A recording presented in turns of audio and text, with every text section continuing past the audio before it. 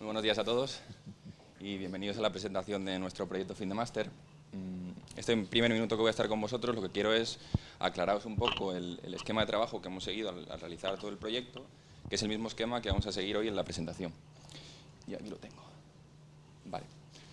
Para llegar a nuestro objetivo final, que era desarrollar un modelo de indicador de circularidad aplicado a los residuos de aparatos eléctricos y electrónicos, hemos considerado dos grandes bloques teóricos. Por un lado, los RAE en sí, es decir, exactamente qué son estos residuos, su legislación, la problemática social de los mismos y un análisis exacto de cómo se realiza su gestión. Y por otro lado, los principales conceptos de la economía circular en cuanto a un sistema económico sostenible y de futuro. De manera que, como digo, llegamos a ese modelo que al final, en base a unos indicadores, busca medir el grado de circularidad en este caso, la gestión asociada a los RAE, y planteamos entonces finalmente unas medidas de mejora para intentar precisamente mejorar ese modelo y unas conclusiones. Ahora os dejo con Marina. Bueno, lo primero que vamos a hacer es definir y unas consideraciones previas. Los aparatos eléctricos y electrónicos vienen definidos por el Real Decreto 110/2015 y bueno, viene a decir que necesitan corriente eléctrica o campos electromagnéticos, lo que nos da pues una idea general de que no solamente cuando hablamos de este tipo de aparatos nos referimos únicamente a los electrodomésticos, aunque sí bien es cierto que nosotros vamos a centrarnos sobre todo en estos, que se dividen según salen al mercado en gama blanca, como son los grandes electrodomésticos, lavadoras y frigoríficos, la gama marrón, donde nos encontramos con aparatos de audiovisuales, telecomunicaciones y informática, y pequeños electrodomésticos que son iguales a los de gama blanca, pero de menor tamaño, como pueden ser pues una tostadora. Una vez que llegan a consideración de residuo, se aplica lo que viene en la Ley 22/2011 de residuos y suelos contaminados. Para hacer un breve repaso en la legislación, la primera vez que se regularon este tipo de residuos fue con la Directiva 2002/96, que luego fue sustituida por la Directiva 2012/19, que es la que se aplica hoy en día, y que se ha traspuesto en la legislación estatal por el Real Decreto 110/2015. Este hace una división en una clasificación en residuos como residuos domésticos, que son aquellos que se generan en los hogares o los asimilables a domésticos, y el resto de los residuos que se engloban o clasifican en residuo profesional. Aquí en este Real Decreto vienen dos anexos, en los cuales en uno se divide en 10 categorías, que es el que hasta el 2018 se está aplicando, y a partir de 2018 se aplicará el de 7 categorías que aparecen en el anexo 3 del Real Decreto. También hay una serie de obligaciones que se les exige a todos los agentes que participan en la gestión. Por ejemplo, los productores, que son aquellos que van a producir el producto, que se les obliga a financiar el tratamiento y la gestión de los residuos. Los distribuidores tienen un papel fundamental en la recogida de los productos, y los consumidores, nosotros mismos, que tenemos pues la obligación de llevarlos, por ejemplo, a un punto limpio. Bueno, la problemática que hay alrededor de la gestión, tratamiento y los impactos negativos que tienen sobre sociales y medioambientales. Bueno, primero la gran variedad, como hemos visto antes, que tienen muchos materiales y componentes de distintos tipos y en distintas proporciones. Muchos de esos materiales y componentes pueden contener sustancias peligrosas que lleven un tratamiento previo de descontaminación, y si tenemos en cuenta todo el ciclo de vida, pues se utilizarán tecnologías poco respetuosas, por ejemplo, en la extracción minera. También tenemos que tener en cuenta los problemas sociales que se ocasionan pues alrededor de todo lo que son los vertederos, los grandes vertederos en países en desarrollo por las exportaciones ilegales de los países desarrollados. Bueno, las materias primas críticas bueno, son importantes, número uno por la escasez y número dos pues por el gran problema que tendrían en la economía. Hay un estudio de la Comisión Europea que tiene una revisión en 2014 donde se analizan una serie de materiales, en el caso de 2014 54, y de ahí salen que 20 son materias primas críticas para la Unión Europea. Esto se hace mirando el carácter crítico de cada material y se evalúa según el riesgo medioambiental, que es pues la inestabilidad política, el potencial de sustitución de los materiales y el índice de reciclaje, y el riesgo de abastecimiento, que vendrá dado pues, por la escasez de medidas de protección que tienen pues, los países de origen a la hora de abastecer a la Unión Europea. Bueno, en la Universidad de Yale se hizo un estudio acerca del smartphone y 62 metales, midiendo el potencial de sustitución de cada uno de ellos. Los metales que tienen los smartphones y su potencial de sustitución aparecen en la tabla periódica, y la conclusión que se llegó es que ninguno puede reemplazarse de forma perfecta y que sea 100% ecológico. Ya introduciendo lo que es la gestión de los residuos de aparatos eléctricos y electrónicos, vemos que tiene dos objetivos fundamentales. El primero es reducir la cantidad de residuo y la peligrosidad de sus componentes, y el segundo es invertir la pirámide de jerarquía de gestión, intentando que el menor porcentaje se lo lleve la eliminación, fomentando pues eso, el reducir, reutilizar y reciclar, que este tendrá ya un proceso de desmontaje y descontaminación, trituración y un uso posterior de los materiales reciclables en otros productos. Para ponernos así un poco en caso práctico de lo que se está haciendo pues, con la gestión y tratamiento de los residuos, vemos aquí que, por ejemplo, en el 2018 se pusieron en el mercado 10.000 toneladas de aparatos eléctricos y electrónicos, donde solamente se trataron 3.000 toneladas. Esto lo que certifica que los sistemas de recogida actuales pues, son aún muy escasos e ineficientes, y las dificultades que van a suponer posteriormente para su gestión. Bueno, en cuanto a los modelos de gestión de este tipo de aparatos eléctricos y electrónicos, existen principalmente dos, de los cuales tenemos por un lado los sistemas integrados de gestión, que básicamente, para que lo entendamos, es un sistema de reciclaje. En España existen 12, de los cuales 7 van a ser aplicados a nuestro modelo. Y por otro lado tenemos la donación a proyectos, que básicamente lo que se hace, los aparatos que tenemos en nuestra casa y que siguen funcionando, pero por cualquier motivo no lo utilizamos, donarlo a determinadas ONG que se encargan de ponerlo al servicio de determinadas personas que realmente les puedan sacar uso y que lo necesiten. Y básicamente en España principalmente lo que tenemos es el plan Renove y el reciclaje de productos. El plan Renove, lo que es, como todo plan Renove, es un incentivo que te dan cuando entregas tu antiguo aparato en la compra de uno nuevo, y el reciclaje de productos, que principalmente lo que es, te recogen el producto en la puerta de tu casa y de esa venta te dan un cierto porcentaje. En cuanto a la selección del flujo seleccionado para nuestro proyecto, principalmente tuvimos en cuenta el gran desarrollo tecnológico y de diseño, por lo que nos decidimos por la gama marrón, y por otro lado nos llamó la atención el crecimiento exponencial que había sufrido el tema de los móviles, ordenadores y tablets. Los millones de unidades a nivel mundial, que ahí las tenemos, los móviles 1.430 millones de unidades en 2015, y por lo tanto nos pareció que era el flujo más adecuado para llevar a cabo el desarrollo de nuestro proyecto. Y aquí tenemos el flujo seleccionado: es telefonía móvil y ordenadores personales de pequeño tamaño, portátiles y tablets, que se engloba dentro del grupo 6 del anexo 3 del Real Decreto 110/2015.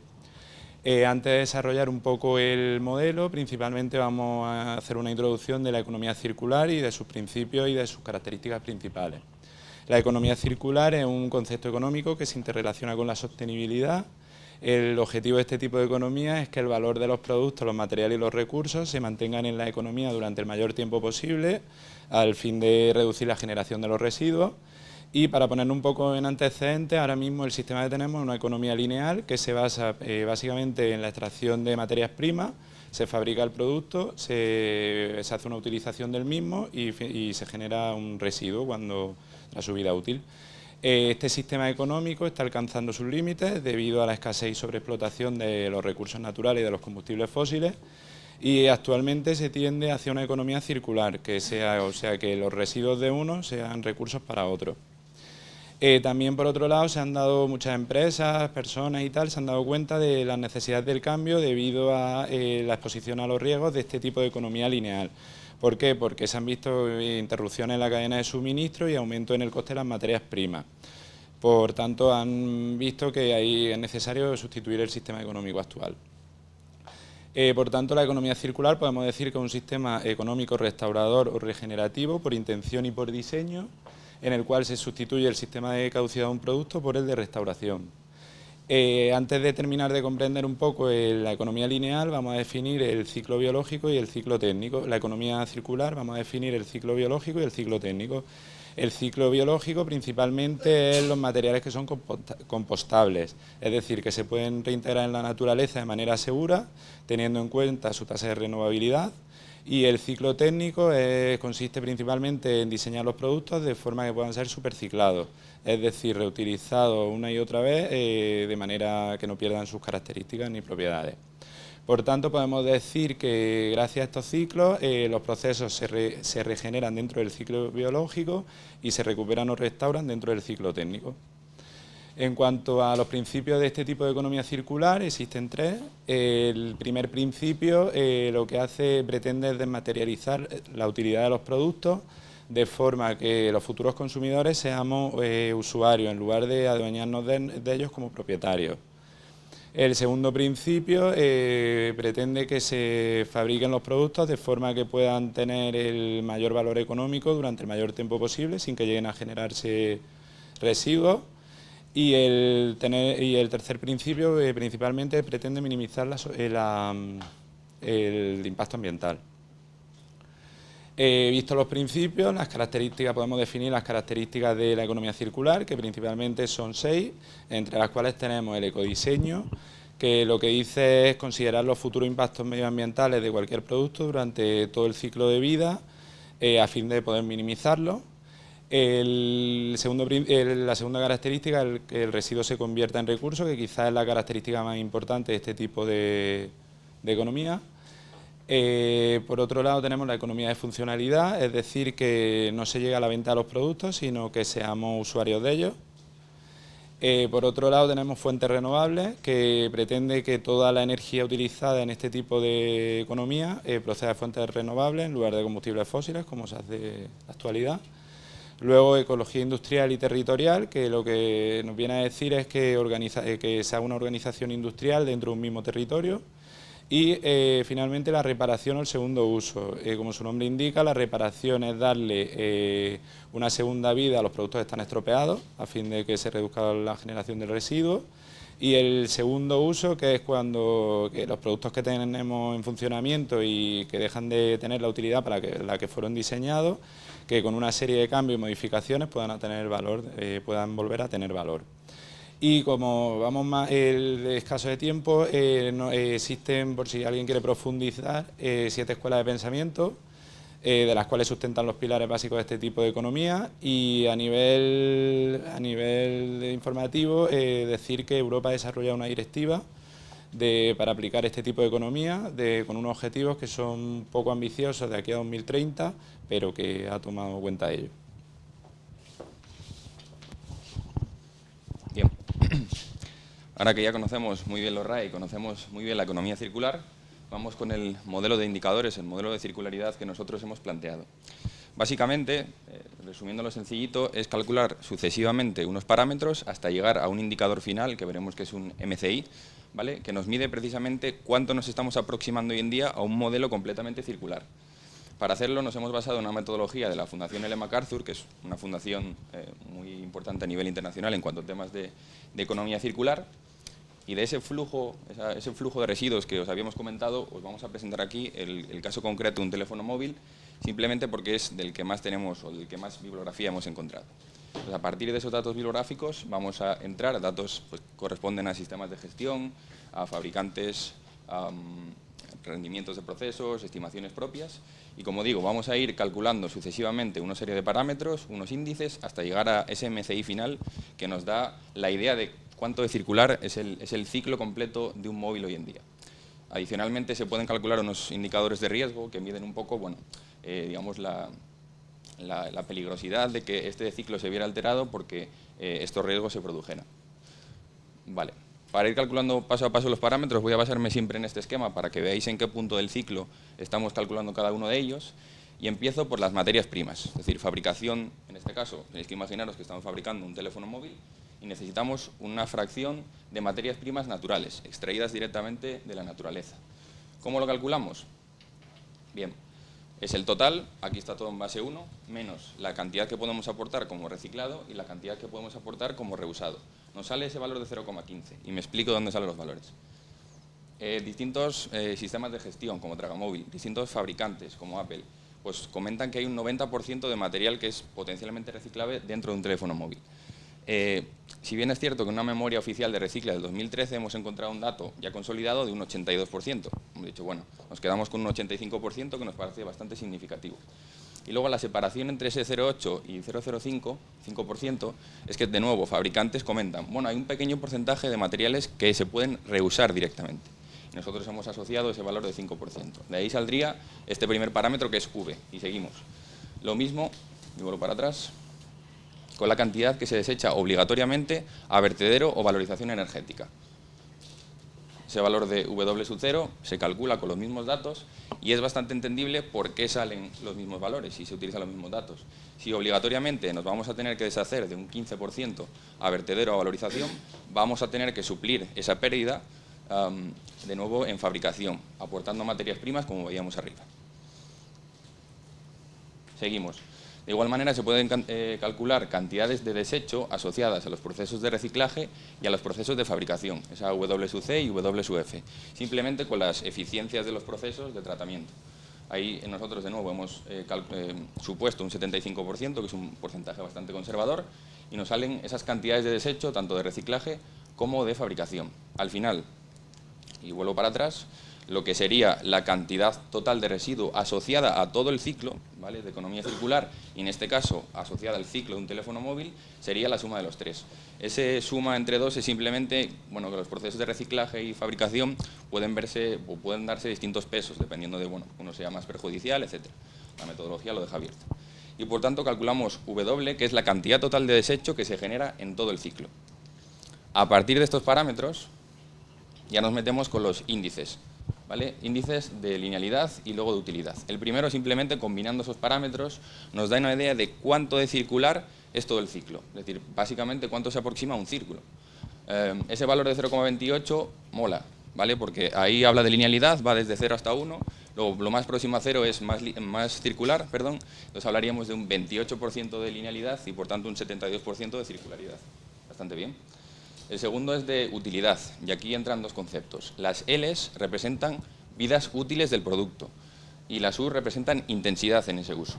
Los valores del numerador son los de nuestro propio producto, en este caso un móvil, y los de abajo son las medias de la industria. Y me explico. Ese 1,5 son los 18 meses que tiene de vida útil un móvil en nuestro país actualmente. Ahí lo dejo, cambiamos el móvil cada 18 meses de media.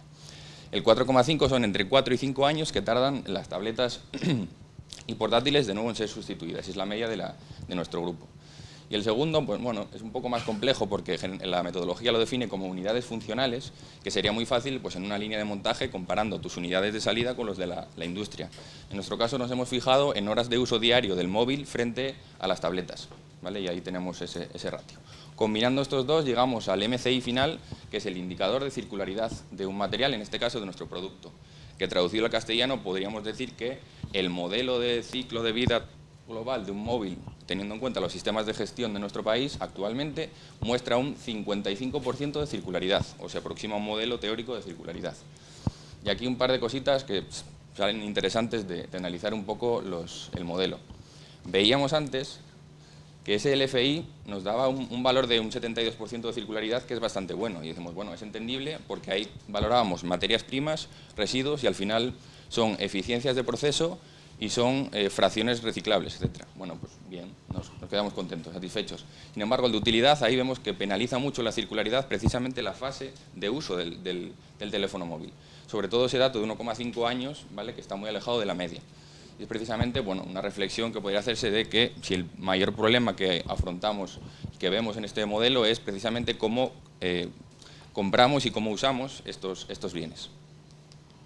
Y termino muy rápido, se pueden calcular unos indicadores complementarios que dan un poco de idea del riesgo, uno de precio de material, analizando una serie de metales de los móviles, escasez de material según el estudio de la Comisión Europea, y nos sale que cobalto, antimonio y tierras raras pues son los que más problemas nos podrían dar, y toxicidad, ¿vale?, valorando las dosis letales, mercurio, plomo y níquel son los más peligrosos. Os dejo ahora la con Lola, que va con las medidas. Bueno, para hablar de las alternativas de mejora, yo creo que lo que vamos a hacer también es un poco volver a recalcar muchos de los conceptos que hemos visto hasta ahora y sobre todo los que están relacionados con la economía circular. Según indica la Estrategia de Desarrollo Sostenible Europea, necesitamos un cambio de paradigma y este cambio debe ir más allá de convertir a Europa en una sociedad del reciclado. Al final, la responsabilidad sobre la adecuada gestión de los aparatos eléctricos y electrónicos también recae un poco sobre nosotros. Por otra parte, según los principios de la economía circular, debemos ir también a la idea de convertir el residuo como recurso, lo que dará un valor añadido a los determinados productos a lo largo de su vida útil. Si hablamos de circularidad, tenemos que pararnos en la etapa de creación de producto. Y esto es así porque para mejorar el sistema de gestión debemos mejorar lo que llega al sistema y por tanto debemos hablar del ecodiseño. Al final el ecodiseño es incluir las variables ambientales en la fase de diseño del producto y se tratan de unas medidas preventivas que van a afectar directamente a la mejora del sistema de gestión. Se deben diseñar productos que sean duraderos, que sean fáciles de mantener y por consiguiente lo que va a provocar son ahorros de esas materias primas que comentábamos eran materias críticas. En contra de esta idea está la idea de la obsolescencia programada, que es un poco cómo se fabrican los aparatos eléctricos y electrónicos hoy en día. En línea con esto, pues las medidas que toma el paquete de economía circular de la Unión Europea para luchar y intentar evitar los problemas con la obsolescencia. Y también en ese paquete de economía circular se recalca mucho, se hace mucho hincapié a la idea de la reparación. Debemos reintroducir la idea de la reparación en el ciclo de vida del producto. Es cierto que desde hace algunos años se vuelve a tomar la idea de la reparación como un sistema de gestión y esto puede ser debido a la crisis económica que se ha sufrido a nivel mundial. No obstante, realmente la reparación lo que hace es alargar el ciclo de vida del producto y por lo tanto también puede consolidar o más bien relanzar un mercado y dar oportunidades tanto a pequeñas como grandes empresas. También importante en el ecodiseño sería la recuperación de materiales tanto en la entrada como en la salida. Y es fundamental hablar de la eficiencia, no solo de la eficacia en la recuperación de esos materiales. O sea, hay que intentar poder recuperarlos, volver a integrarlos en ese sistema y en este punto también un poco tomar medidas contra lo que se comentaba de los vertederos en otros países, de esa gestión inadecuada, cuando en otros países se recuperan esos materiales y nunca vuelve a haber un retorno. Y ya por último, en relación a la toxicidad de los elementos que componen los aparatos eléctricos y electrónicos. Se ha considerado en la metodología como uno de los indicadores de riesgo realmente y realmente lo hemos tenido en cuenta en el ecodiseño porque casa muy mal también con la circularidad. No entra en el ciclo biológico y realmente también entra de una forma muy difícil en el ciclo técnico y por lo tanto se debe primar la fabricación en la medida de lo posible evitando los elementos tóxicos. Además, precisamente los elementos tóxicos serán siempre los más susceptibles de un marco regulatorio. En cuanto a los enfoques para la gestión, yo creo que cuando hemos visto los sistemas de gestión lo hemos visto claro, reutilización, sobre todo de cara a lo que sería la donación. En ese caso el residuo no se tomaría no sería residuo como tal, sino que sería más bien una mercancía. En este caso sí que sería recomendable tener una logística adecuada que permitiera la recogida, el transporte, la clasificación y almacenamiento de estos productos sin que se deteriorasen para poder luego donarlos. Y por otra parte el reciclaje, que yo creo que todos vemos muy claro la parte cuantitativa del reciclaje, que es la cantidad de material que se puede recuperar para luego volver a incluir al principio del ciclo, pero es importante también mencionar la parte cualitativa, un poco en la línea de los estándares de producto, de lo que recomienda la Unión Europea de eficiencias en el reciclaje. Y al final hablamos de muchos conceptos de circularidad, pero también un poco enlazarlo con nuestro modelo de circularidad. Y si nos íbamos a los datos iniciales y los datos de partida en los que nos hemos basado para establecer el modelo, veíamos como la V y la W al final dependían de fracciones de reciclaje y reutilización, tanto de materias primas como de materia que se evita llevar a vertedero a valorización. Por lo tanto, hacer que esos valores tiendan a cero nos convierte el modelo en mucho más circular. Y para terminar, nuestras conclusiones, que podemos decir que hemos hecho un profundo estudio de un flujo de residuos que hemos visto que crece exponencialmente. un profundo estudio de lo que es la economía circular con ideas tan innovadoras como la de que uno pueda ser usuario y no solo propietario de los productos, y finalmente aplicarlo en un modelo de circularidad a un producto que tenemos todos encima y del que todos somos usuarios. Y muchas gracias a todos por vuestra atención.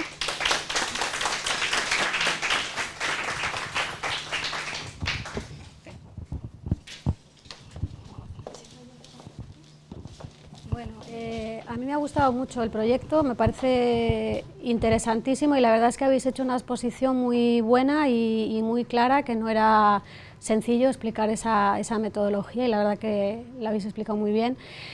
Y bueno, es algo tan novedoso para mí esto del índice de circularidad y esto que me surgen 1000 preguntas, pero bueno, no vamos a profundizar mucho, pero un poco voy a la utilidad de esto, es decir, este índice de circularidad, realmente calcular, tener ese dato numérico, ¿para qué? ¿Con qué finalidad? O sea, es decir, me recuerda un poco al tema de la huella de carbono, ¿no? Pues yo calculo un valor numérico y un poco lo que tengo que ver es qué hay detrás, ¿no? Un poco entiendo que es para ver dónde están los factores más críticos, sobre qué hay que actuar, ¿no? Eso por un lado. Y luego, un poco enlazado con esta pregunta, lo que hablabais de la directiva que tiene pues, objetivo 2030, ¿no? Creo que decíais que se supone que van a empezar a calcularse estos índices para todos los residuos a nivel de países en Europa, o cuál es un poco la perspectiva de cómo se va a enfocar esto.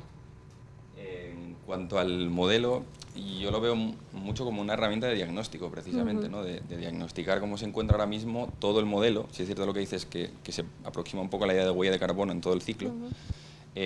Pero incluso las propias conclusiones a las que llegamos antes de empezar el proyecto no nos las planteábamos, ¿no? Y cuando vas calculando paso a paso y vas fijándote en los distintos puntos, vas viendo dónde están las debilidades y fortalezas, y aquí lo hemos visto, ¿no? El uso que parece que dices, bueno, no influye para nada, y sin embargo es un parámetro importantísimo y parece que no nos damos cuenta, ¿no? En cuanto a lo segundo, las medidas, aquí hablamos de las de residuos de aparatos eléctricos y electrónicos. Son unos objetivos de 2-3% de material recuperado a finales de 2017, 65% para 2020, etcétera. Pero son concretos de estos residuos. Sí, pero me refiero, en esa directiva de la que hablabais, ¿se contempla un poco esa tendencia o esa futura obligatoriedad de realizar este tipo de mediciones, de índices de circularidad, de comparar, de mejorar, de llegar a unos determinados... No va tan allá, ¿no? Sí, precisamente yo creo que es un poco la novedad de la economía circular y que todavía no está planteándose. Vale, gracias. Enhorabuena por la presentación, que creo que ha sido muy clara, ¿no? Mi pregunta iba un poco en la misma línea que la de Cristina, ¿no? Que todo esto está muy bien, todo esto de los residuos se lleva hablando muchos años, ¿no? No solamente de los RAEs, sino de todo tipo de residuos, pero creo que seguimos ahí, ¿no? Es como lo del medio ambiente, que siempre el medio ambiente es el futuro. Dice, joder, si llega siendo el futuro ya 40 años, ¿no? ¿Cuándo va a ser el presente, ¿no? Era un poco en la misma línea el grado de aplicabilidad actual, creo que ya lo habéis dicho, ¿no? Y un poco la tendencia hacia el futuro, ¿no? Que creo que esto depende solo de decisiones políticas, ¿no? O sea, no es cuestión de herramientas o tal, si ya está inventado todo, sino de una decisión política, ¿no? Que diga, esto se tiene que empezar a ejecutar ya, ¿no? Entonces, un poco, ¿cuál es vosotros que ya conocéis mucho esto, con el trabajo que habéis hecho, cuál creéis que es la tendencia de futuro? Bueno, pues ahora mismo, bueno, yo creo que se seguirá un poco por esta línea, pero sí decir que, sobre lo que acabas de decir, que sí que hay, bueno, en la Unión Europea sí que ahora mismo existen paquetes en cuanto al tema del ecodiseño, por ejemplo, y a ciertos otros tipos de... que sí que se están llevando medidas, aunque aún no se lleve a cabo en un modelo de economía circular propiamente dicho, como el que acabamos de comentar, o como ese modelo que hemos supuesto nosotros. Pero sí que se está empezando a hacer y se empieza la línea, lo que pasa es que todavía queda un largo recorrido para el futuro. Bueno, y hemos visto que también había muchos sistemas de gestión que La idea también del indicador es un poco ver qué oportunidades, o si ellos pudieran verlo, ¿no? Realmente qué oportunidades tienen de gestión y de mejorar esa gestión, ¿no? Porque a nosotros nos afectaban 7 de los 12 que habíamos presentado, yo creo, y va un poco en esa línea. Dependemos de legislación, dependemos de cómo transponemos también las directivas, pero bueno, también hay iniciativas y bueno, comentaba Cristina lo de la huella de carbono. Al final yo creo que son elementos que también pueden ser diferenciales, ¿no? Y también la economía circular empieza también por nosotros, por lo que comentaba también Marina, ¿no? De nosotros tenemos que ser los consumidores los primeros que llevemos los aparatos a puntos de recogida o puntos limpios. Al final es como la combinación de todo. Tenemos que poner cada uno nuestro granito de arena e intentar que... Yo estoy de acuerdo a medias solo, ¿no? El cargar sobre los ciudadanos el que hagamos las cosas, ¿no? Cuando son los políticos los que tienen que tomar las decisiones, ¿no? De decir, esto es así y hay que hacerlo. Entonces los ciudadanos empezarán a hacerlo, pero cargar sobre los ciudadanos el que tenemos que ser nosotros los que... No estoy del todo de acuerdo. De alguna manera existe... Hablo ahora general de residuos, ¿no? En concreto vosotros responderme sobre esto, pero en general yo creo que, o en general de medio ambiente, ¿no? Que siempre, aquí se habla de muchas cosas, de hay que hacer esto, hay que hacer lo otro, pero ¿existe algún tipo de inversión de decirle a la sociedad cómo tenemos que actuar? Es decir, educación ambiental, porque, por ejemplo, lo de la recogida de basura, sí, vale, recogemos basuras todos los días, pero ¿por qué no le decimos que recogemos menos días la basura y lo que nos estamos ahorrando ahí lo invertimos en decirle a la gente cómo tenemos que actuar? En este campo hay algo similar, es decir, bueno, vamos a hacer campañas enfocadas a la gente, a decirle cómo hay que actuar, ¿o no? No, en principio no hay nada así para decir cómo hay que actuar y tal. Lo único que yo creo que es un tema que es desconocido, porque como he dicho, cuántos tenemos móviles en los cajones que aún siguen funcionando, que lo hemos cambiado porque se lleva otro modelo o tal, y que lo seguimos teniendo en nuestros cajones, y si lo lleváramos a determinados sitios nos darían una ayuda para la compra nueva, no lo tendríamos en los cajones guardados con lo que tiene, y yo creo que más o menos es un poco de desconocimiento, un tema de desconocimiento. Al final, un poco matizando, sí es cierto que, claro, pasa yo creo en muchos compartimentos ambientales, ¿no? Que existe una legislación, pero lo que pasa es que la gente la desconoce. Y al final es un poco todo el tema de educación ambiental, que aquí este año pues hemos ido insistiendo mucho, y que es así, es la base. Al final, claro, si no conoces que hay que hacer una evaluación de impacto ambiental obligatoriamente, pues no la haces. En este Real Decreto hay obligaciones concretas para consumidores. Tienes que llevártelo a un punto limpio, tienes que, incluso hay cosas interesantes, ¿no? Ahora los hipermercados con más de 400 metros cuadrados o algo así, te permiten llevar tu residuo gratuitamente, te lo recogen y tienen que gestionarlo. Son cosas que nadie conoce hasta que te lees un Real Decreto. El tema es dónde está el límite entre tienen que informarnos, ¿no? O la sociedad en general. Entonces es un matiz ahí entre ambos. Comenta Manuel, los sistemas integrados de gestión sí tienen obligación dentro de sus actividades, ¿no? De concienciar, de informar, todo esto. Entonces eso sí que es verdad que no sé, un poco lo que decía él, en qué medida de verdad se está ejerciendo esa función. No sé qué sensación tenéis vosotros, si es suficiente, porque eso, como dice Nacho, sí que está en la propia normativa, que tiene que ser así. Sí, en la propia normativa sí que está, y en los sistemas integrados de gestión evidentemente sí que se hace hincapié en ello, pero evidentemente estos sistemas integrados de gestión pues lo ponen en su página web, no lo publicitan de manera que llegue a todo tipo de usuarios, a no ser que tú te metas ahí exclusivamente para verlo. Entonces no creo que haya una difusión de la información propiamente dicha acerca de este tema. ¿No nos quieres decir algo? ¿No? Yo no voy a hacer ninguna pregunta. Me vais a permitir. Felicitaros por el trabajo, porque realmente, y por el coraje, ¿no? De elegir un tema quizá tan novedoso, ¿no? En el que teníamos muy poca base, y sé que ha sido un esfuerzo importante encontrar la información. Yo sí que creo que es un cambio radical, porque la diferencia, por lo menos un poco yo creo que se deduce de lo que hemos estado hablando aquí, la diferencia hasta hoy es que antes la política de gestión de residuos era únicamente control. y supervisión. Y ahora se integra con la política de recursos. Ellos han puesto muy claro el problema que hay de materias primas, con lo cual ya afecta al patrón de consumo. Por ejemplo, hemos visto que la utilidad era un valor que pesaba mucho.